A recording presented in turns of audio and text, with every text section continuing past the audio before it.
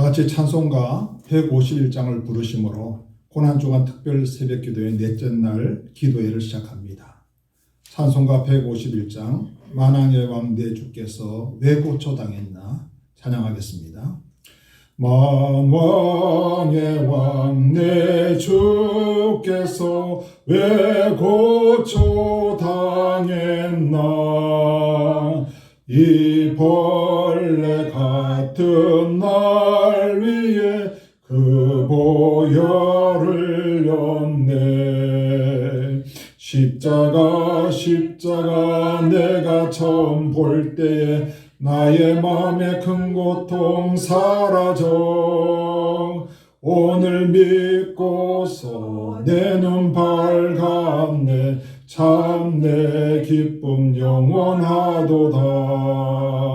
주 십자가 못 박힘은 속죄함 아닌가. 그 긍휼함과 그 은혜 말할 수 없도다. 십자가 내가 처음 볼 때에 나의 마음에 큰 고통 사라져. 오늘 믿고서 내 눈 밝았네. 참 내 기쁨 영원하도다. 늘 울어도 그 큰 은혜 다 갚을 수 없네. 나 주님께 몸 바쳐서 주의 일 힘쓰리. 십자가 내가 처음 볼 때에 나의 맘에 큰 고통 사라져.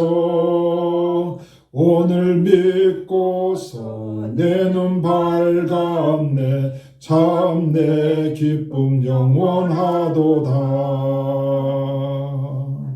사랑의 주님, 주님께서 나를 위해 고초를 당하셨습니다.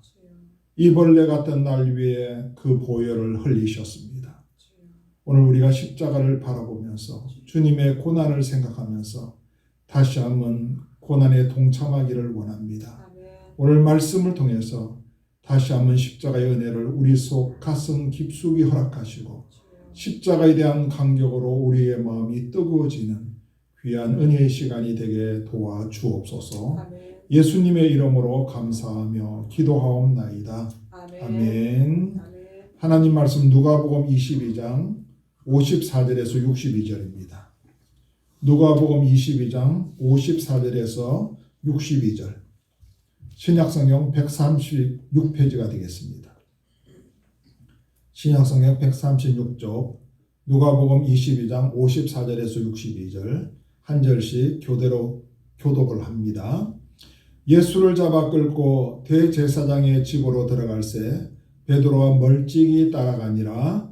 사람들이 뜰 가운데 불을 피우고 함께 앉았는지라. 베드로도 그 가운데 앉았더니 한 여종이 베드로의 불빛을 향하여 앉은 것을 보고 주목하여 이르되 이 사람도 그와 함께 있었느니라 하니 베드로가 부인하여 이르되 이 여자여 내가 그를 알지 못하노라 하더라. 조금 후에 다른 사람이 보고 이르되 너도 그 도당이라 하거늘 베드로가 이르되 이 사람아 나는 아니로다 하더라. 한 시간쯤 있다가 또 한 사람이 장담하여 이르되 이는 갈릴리 사람이니 참으로 그와 함께 있었느니라. 베드로가 이르되 이 사람아 나는 내가 하는 말을 알지 못하노라 고 아직 말하고 있을 때 닭이 곧 울더라. 주께서 돌이켜 베드로를 보시니 베드로가 주의 말씀 곧 오늘 닭 울기 전에 내가 3번 나를 부인하리라 하심이 생각나서 밖에 나가서 심히 통곡하니라. 아멘. 예수님이 나를 위해서 나를 구원하시기 위해서 지신 그 십자가 우리는 끝까지 붙들어야 합니다. 아멘.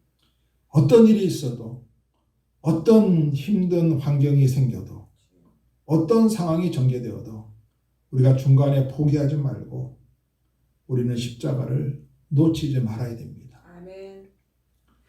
제가 룻에 대한 설교를 할 때 룻이 어머니를 붙잡았다 그랬죠. 성경에 보면 그냥 붙잡은 것이 아니라 붙쫓았더라 이렇게 제가 나온 것을 말씀을 드린 적이 있습니다. 붙쫓았다.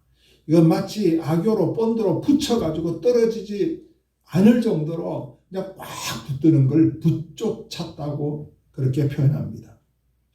우리가 예수님의 십자가 어떤 일이 있어도 본드로 붙이듯이 놓지 않아야 되는 거예요. 끝까지 우리가 붙들고 가야 됩니다. 아멘. 여러분 오늘 본문에 나온 베드로를 봅시다. 베드로는요 예수님의 수제자입니다. 다른 사람은 다 주님을 버릴지라도 나는 주님을 끝까지 버리지 않고 쫓아가겠다고 장담까지 했는데 예수님이 대제사장의 집에서 신문을 받고 있을 때 멀찌감치 따라가고 있다가 뜰에서 앉아서 멀찌감치 보고 있다가 예수님을 3번씩이나 부인하고 저주까지 하고 맙니다. 예수님을 십자가를 붙들지 못했어요. 놓치고 말았습니다. 베드로도. 다른 제자들도 마찬가지입니다. 예수님이 잡히실 때 그들은 뿔뿔이 흩어지고 말았습니다. 많은 사람들이 예수님의 말씀을 들었고 예수님의 기적을 보았고 실질적으로 예수님의 기적의 체험자가 되었습니다. 그들은 그러나 대부분 주님을 떠났습니다. 그리고 도리어 반대편에 서가지고 예수님을 공격하고 예수님을 십자가에 못 박는 데 앞장섰습니다. 우리는 고난주간을 맞이하여 다시 한번 예수님의 십자가를 바라보면서 그 십자가를 베드로처럼 다른 제자들처럼 예수님을 쫓아던 유대인들처럼 어렵다고 힘들다고 고통스럽다고 중간에 포기하거나 놓치지 말고 그 십자가를 붙들기를 바랍니다. 아멘. 이것이 고난주간을 맞이하는 우리들의 마음의 자세이고 또 그것을 십자가에 달려 돌아가신 우리 주님께서 간절히 원하실 겁니다. 빛난 면류관 받기까지 그 십자가를 붙들리라. 그 찬양처럼 우리가 빛난 면류관을 받을 때까지 주님 앞에 갈 때까지 그 십자가를 붙들기를 바랍니다. 아멘. 자, 그렇다면 우리가 왜 이 십자가를 붙들어야 할까요? 십자가는 우리의 반석이 되기 때문에 그렇습니다. 반석, 바위라는 말입니다. 암석이라는 말입니다. 반석, 견고한 바위가 바로 우리의 십자가라는 말입니다.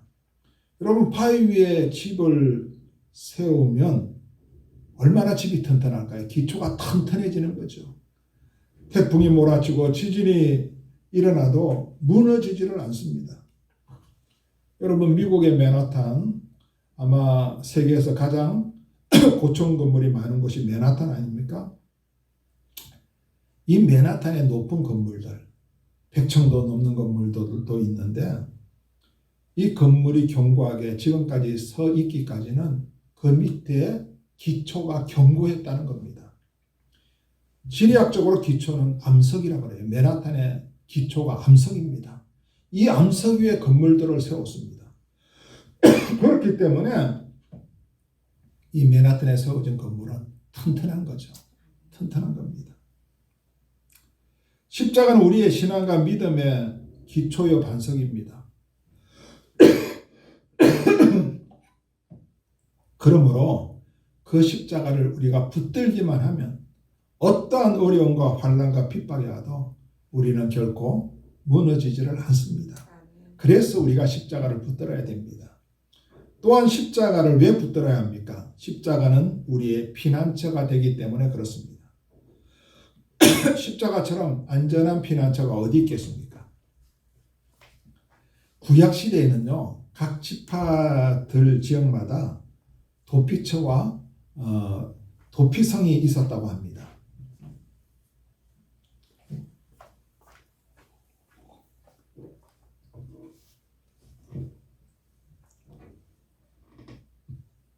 이 도피성을 왜 만들었느냐 하면 억울한 사람들, 또 자기가 원하지 않게 큰 일을 저질렀던 사람들이 피할 수 있도록 그렇게 하나님이 도피성을 만들라고 말씀하셨습니다. 그래서 그쪽으로 피한 사람은 죽음을 면할 수가 있었습니다. 애굽 땅에 있는 이스라엘 백성들을 생각해 보십시오.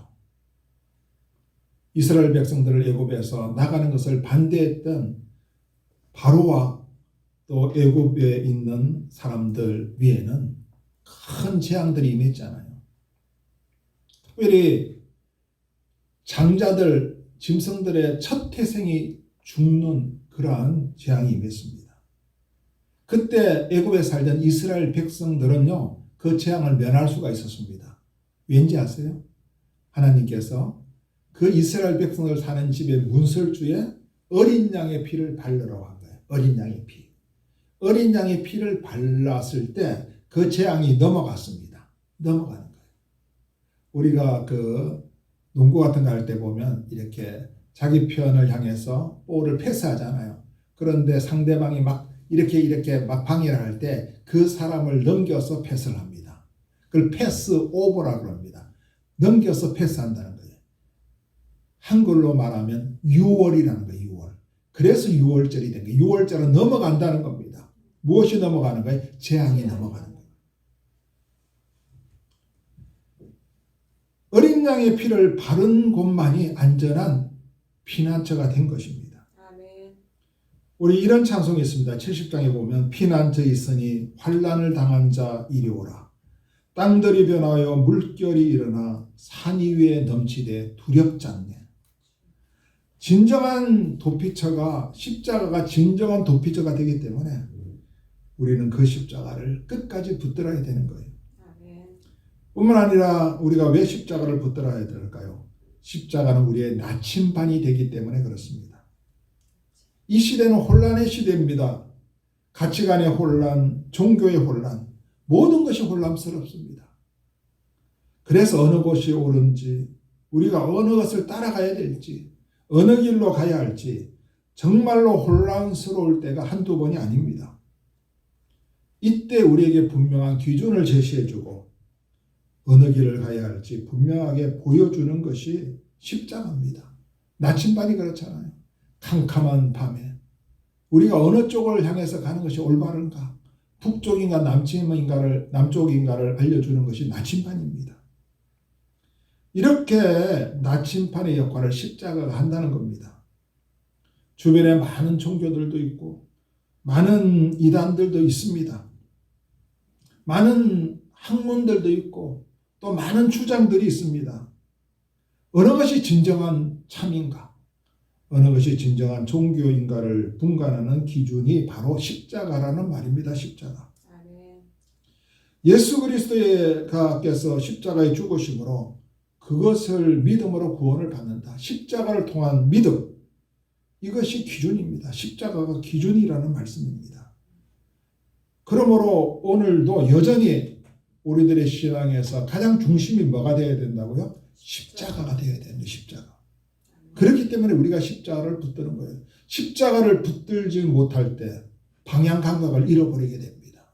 십자가를 붙들지 못할 때 평가의 기준과 모든 것의 옳고 그름의 판단 기준을 상실하게 되는 거예요.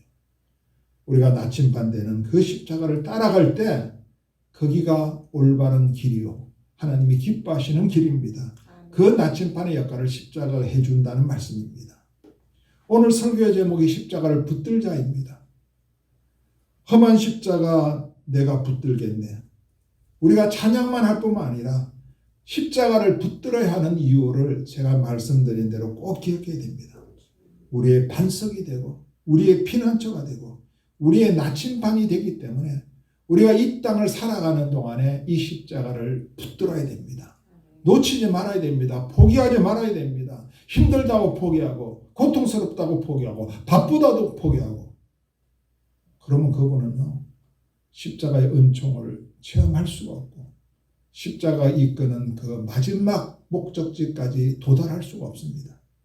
이 고난 주간을 맞이해서 주님이 달려 돌아가신 그 십자가, 우리에게 능력을 베푸시는 그 십자가, 우리의 반석이 되고 피난처가 되고 나침반이 되는 그 십자가를 우리가 어떠한 환경과 여건과 상황 가운데서도 꼭 붙들고 전진하는 저와 여러분이 되시기를 주님의 이름으로 축복합니다. 아멘. 기도하겠습니다. 사랑이 많으신 아버지 하나님 감사합니다. 우리가 십자가를 바라보고 있지만 말게 하시고 십자가에 대해서 이야기만 하지 않게 하시고 우리가 십자가에 대해서 생각만 하지 않게 하시고 실질적으로 우리가 그 십자가를 붙들 수 있도록 은혜를 베풀어 주시옵소서. 붙들긴 붙들되 그냥 가볍게 붙드는 것이 아니라 어떠한 상황과 환경 가운데서도 결코 포기하거나 놓치지 않도록 우리 십자가를 꼭 붙들고 주님 만날 그때까지 그 십자가 놓지 않고 나갈 수 있도록 하나님 도와주시옵소서. 그래 우리가 어떠한 상황 가운데서도 넘어지지 않고 흔들리지 않게 하시고 또 어떠한 상황 속에서도 십자가로 인해서 보호와 지켜주심을 받게 하시고 또 어떤 상황 가운데서도 우리가 주님이 원하시는 나갈 길을 바로 깨닫고 나가는 그러한 은혜의 삶을 살아갈 수 있도록 축복하여 주옵소서. 예수님의 이름으로 감사하며 기도하옵나이다. 아멘. 주기도문 하겠습니다. 하늘에 계신 우리 아버지여 이름이 거룩히 여김을 받으시오며 나라의 마옵시며 뜻이 하늘에서 이룬 것 같이 땅에서도 이루어지이다. 오늘날 우리에게 일용할 양식을 주옵시고 우리가 우리에게 죄전 자를 사하여 준 것 같이 우리 죄를 사하여 주옵시고 우리를 시험에 들게 하지 마옵시고 다만 악에서 구하옵소서. 대개 나라와 권세와 영광이 아버지께 영원히 싸움나이다. 아멘. 이상으로 고난주간 특별 새벽기도회 넷째 날 기도회를 마칩니다. 시간이 있으신 분은 한 10분 정도 오늘 말씀을 생각하면서 기도하시다가 오늘 하루를 시작하시기를 바랍니다.